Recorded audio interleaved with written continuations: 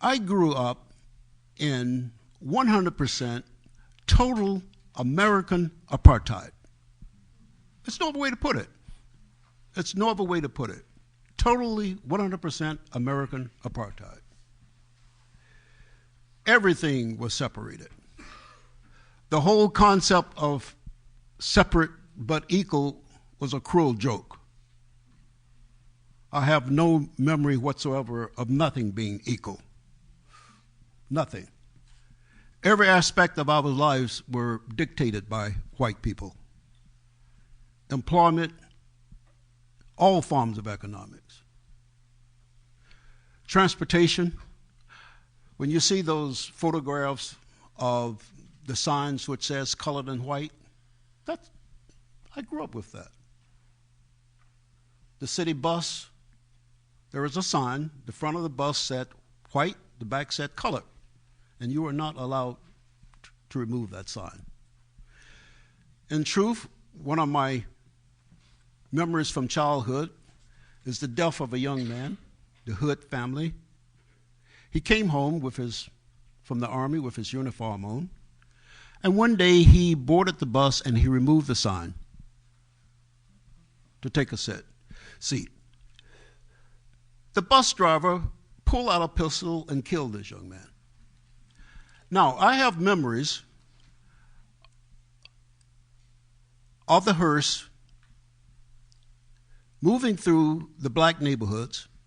They did it purposely, of a flag-draped coffin. And the people in the neighborhoods made sure that it went through all the black neighborhoods, that flag-draped coffin. I remember that. A lot of stuff that I witnessed growing up in the South, I don't even mention because it's like, how much weight can one bear from memory? There's a limit. There's a limit.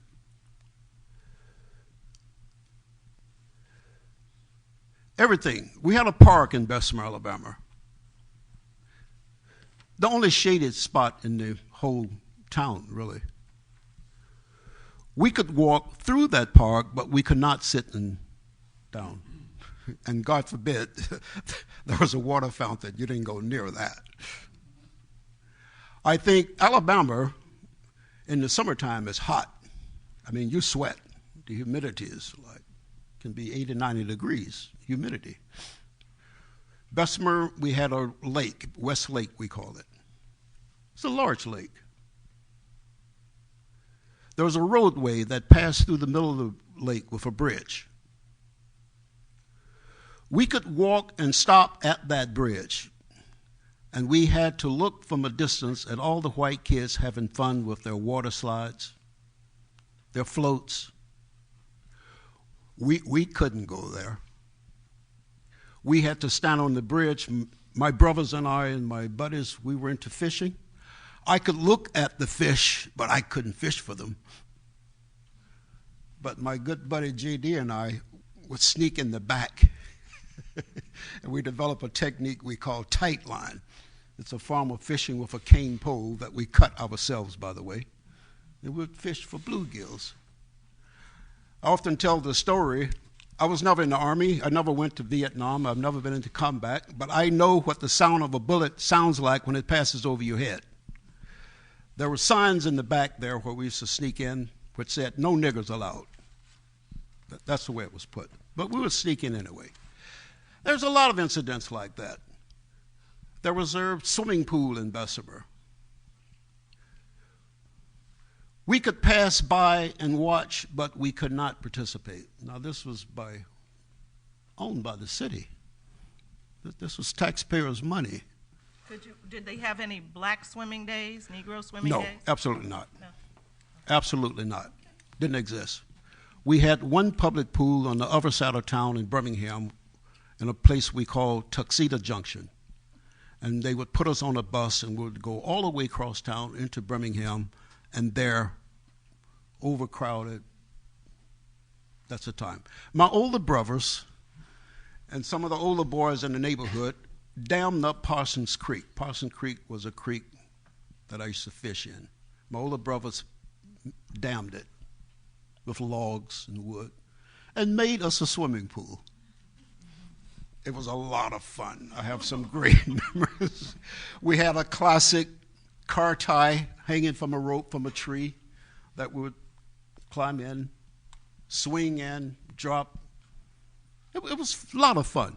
But evidently for the white folks, it was too much fun.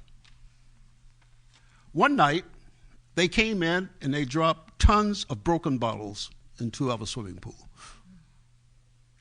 Now, unbeknownst to us, the first kid who jumped in the next morning came out with bloody feet.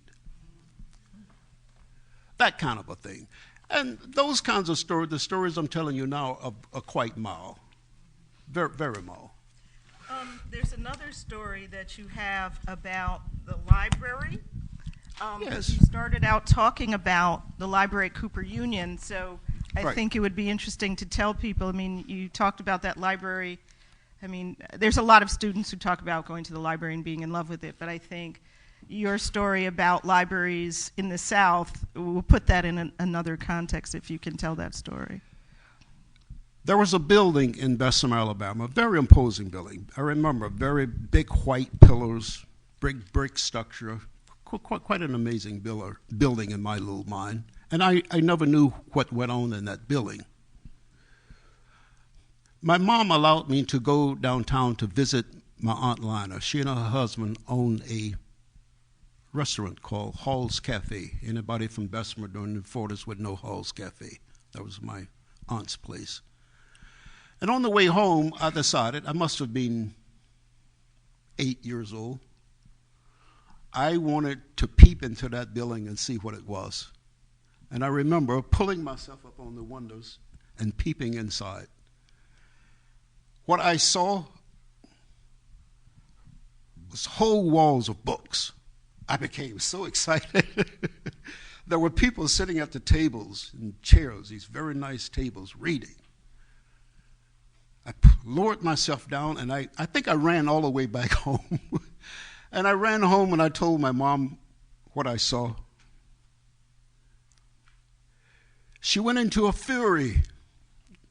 She cursed. She hollered at me, and she says, "You have to promise me never to do that again. Don't you understand? Those people will kill you. Don't you ever do that again." It was the public library, the Carnegie Library. But we couldn't go. There was no library. But before I graduated Dunbar High School, maybe about the 10th year,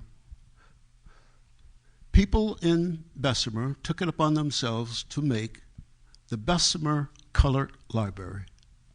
And it was a small room about, at the most, 10 feet square. And they had given a few books. And there we could go and read a book. I mean, it's an unbelievable story. I mean, it's something you take for granted today, being able to go to the library.